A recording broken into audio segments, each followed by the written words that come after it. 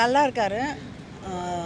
அதே நேரத்தில் பாளையங்கோட்டை சிறைச்சாலை அப்படிங்கிறது திராவிட முன்னேற்ற கழகத்திற்கு புதிதான ஒன்று இல்லை. தலைவர் கலைஞர் அவர்களே இருந்த இடம்தான் இது. இந்திய எதிர்ப்பு போராட்டத்திலே 65 அவர் இருந்த சிறைச்சாலை தான். அதனால் திராவிட முன்னேற்ற கழகத்தில் இருக்கக்கூடியவர்கள் யார் இந்த சிறைச்சாலைக்கு வந்தாலும் அதை பெருமையாகத்தான் நினைப்பார்கள். அதனால் எங்களுடைய சட்டமன்ற உறுப்பினர் மார்கண்டேயன் அவர்கள் அதை பெருமையாகத்தான் ஏற்றுக்கொண்டு இங்கே இந்த சிறையில் இருக்கிறார். அது மட்டும் இல்லை, இந்த மாதிரி அச்சுறுத்தல்களுக்கு, வழக்குகளுக்கு, கைதுகளுக்கெல்லாம் பயப்படக்கூடியவர்கள் திராவிட முன்னேற்ற கழகத்தில் யாருமே கிடையாது. எத்தனை பொய் வழக்குகள் போட்டாலும் அதை சந்திப்பதற்கு திராவிட முன்னேற்ற கழகமும் எங்களுடைய தலைவர்களும் தயாராகத்தான் இருக்கிறோம். சட்டம் ஒழுங்கு இன்றைக்கி தமிழ்நாட்டில் எந்த நிலையில் இருக்குதுன்னு நம்ம அத்தனை பேருக்கும் தெரியும். இன்றைக்கி காலையில் கூட ஒரு பெண் மிக மோசமாக பயங்கரமாக செய்யப்பட்டிருக்கிறார் அப்படிங்கிற ஒரு செய்தியை நம் ஊடகங்களிலே பார்க்கிறோம். ஒவ்வொரு நாளும் பெண்களுக்கு எதிராக, குழந்தைகளுக்கு எதிராக குற்றங்கள் நடந்து கொண்டிருக்கிறது. ஏன் ஸ்ரீவைகுண்டத்தில் இருக்கக்கூடிய சட்டமன்ற உறுப்பினர் ஆக இருக்கக்கூடியவர் மீதே ஒரு குற்றம் சொல்லக்கூடிய அளவிற்கு அங்கே குற்றங்கள் பெருகி கிடக்கக்கூடிய ஒரு சூழலிலே அவரை கூப்பிட்டு விசாரிக்கிறது கூட இந்த அரசு தயாராக இல்லாத நிலையிலே ஒரு சட்டமன்ற உறுப்பினரை தவறாக பேசினார் என்பதற்காக கைது செய்து சிறையிலே அடைக்கக்கூடிய ஒரு நடவடிக்கையை எடுத்துக்கொண்டிருக்கிறார்கள்.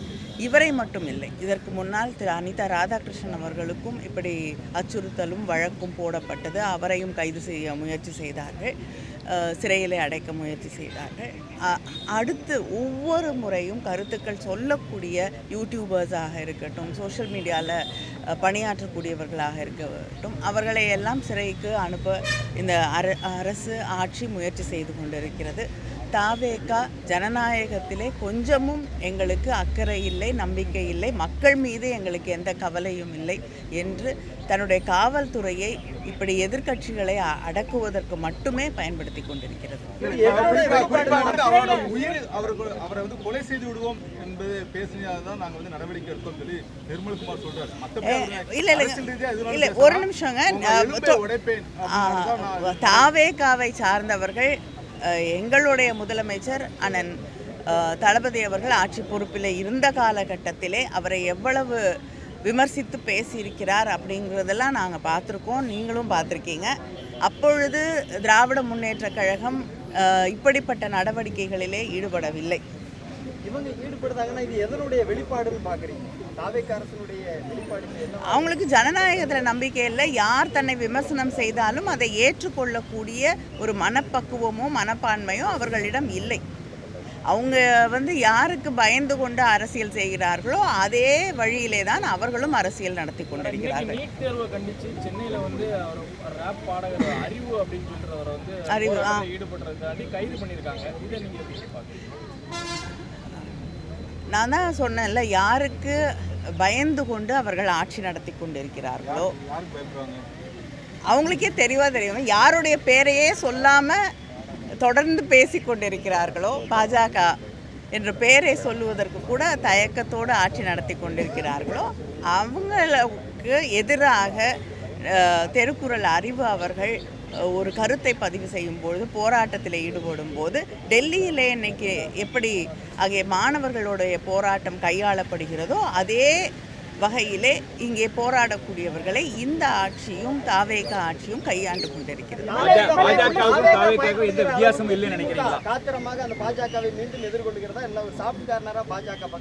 திராவிட முன்னேற்ற கழகம் தன்னுடைய கொள்கைகளிலிருந்து, கருத்துக்களிலிருந்து தமிழ்நாட்டு நலன் என்று வரும்பொழுது என்றும் விட்டு கொடுத்ததில்லை, விட்டு கொடுக்கவும் மாட்டோம். தலையங்கம் தொடர்ந்து எழுதப்படுகிறது. திராவிட முன்னேற்ற கழகத்தினுடைய சப்போர்ட் இருந்தால் தான் இந்த 850 சீட்டு அது போன்ற நிகழ்வுகள் வரும்னு சொல்லி தலையங்கத்தை எழுதக்கூடிய அளவுக்கு கொஞ்சம் நெருக்கமான சூழல் தற்போது ஏற்பட்டு விட்டதா? இல்லைங்க, தலையங்கம் எழுதுவதற்கெல்லாம் நாங்கள் பதில் சொல்ல முடியாது. இல்லை, அது நீங்கள் தான் பதில் சொல்லணும். உங்களுக்கு என்ன எல்லா அனுமானங்களுக்கும் நாங்கள் பதில் சொல்ல முடியாது. நாங்கள் சென்ற முறை அந்த மசோதா கொண்டு வரப்பட்ட போது எங்களுடைய கருத்துக்களை மிக தெளிவாக எடுத்து வைத்திருக்கிறோம். அந்த கருத்துக்களுக்கு மதிப்பளிக்க வேண்டும் என்பதுதான் எங்களுடைய கருத்து.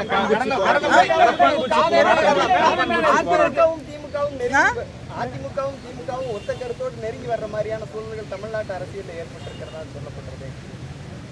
எந்த காலத்திலையும் அதிமுகவும் திமுகவும் நெருங்கி வந்தது கிடையாது. சில நேரங்களிலே தமிழ்நாட்டிற்காக போராடக்கூடிய சூழலிலே கடந்த காலங்களில் கூட தமிழ்நாட்டின் உரிமைகளுக்காக, நதிநீருக்கான அந்த கோரிக்கைகளுக்காக இணைந்தே சென்று பிரதமரை சந்தித்திருக்கிறோம். ஒன்றாக கூட்டங்கள் நடத்தப்பட்டிருக்கிறது. தமிழ்நாட்டின் உரிமைகள் என்று வரும்பொழுது திமுக அதிமுகன்னு மட்டும் இல்லைங்க, எல்லா கட்சிகளுமே ஒரே குரலில் ஒருமித்த கருத்தோடு பேச வேண்டும் என்பதுதான் திராவிட முன்னேற்ற கழகம் தொடர்ந்து வலியுறுத்தக்கூடிய கருத்து. நிச்சயமாக ஏற்றுக்கொள்ள முடியாது. நான் நேற்று கூட என்னுடைய கருத்தை பதிவிட்டிருக்கிறேன். மாணவர்களுடைய போராட்டம் தொடர்ந்து திராவிட முன்னேற்ற கழகம் நீட்டுக்கு எதிராக எங்களுடைய கருத்துக்களை நாங்கள் பதிவிட்டு கொண்டிருக்கிறோம். அது மட்டும் இல்லாமல் தொடர்ந்து அதற்கு எதிராக நீட் என்பது கைவிடப்பட வேண்டும் என்பதுதான் திராவிட முன்னேற்ற கழகத்தின் தொடர்ந்த கருத்தாக இருக்கிறது. அப்படிப்பட்ட ஒரு சூழலில் மாணவர்களுடைய எதிர்காலத்தையே பாதிக்கக்கூடிய அளவிற்கு இந்த கொஸ்டின் பேப்பர் லீக்ஸு, பரீட்சைகள் சரியாக நடத்தப்படுவதில்லை என்ற சூழலிலே மாணவர்களுடைய போராட்டத்தை ஒடுக்க வேண்டும் என்பதற்காக அவர்கள் மீது வன்முறை கட்டவிழ்த்து விடப்படுவது என்பதை ஏற்றுக்கொள்ள முடியாது என்பதை திராவிட முன்னேற்ற கழகம் தெளிவாக எடுத்துச் சொல்லும். செய்திகளை உடனுக்குடன் தெரிந்து கொள்ள கீழ்கண்ட கேபிள் மற்றும் டிடிஹெச் நெட்வொர்க்குகளில் எம்நாடு செய்தி தொலைக்காட்சியை காணுங்கள். பாதகம் செய்பவரை கண்டால் நாம் பயம் கொள்ளலாகாது பாப்பா. மோதி மிதித்துவிடு பாப்பா, அவர் முகத்தில் உமிழ்ந்துவிடு பாப்பா. அண்மை செய்திகளை உடனுக்குடன் தெரிந்து கொள்ள இணைந்திருங்கள் எம்நாடு தொலைக்காட்சியுடன்.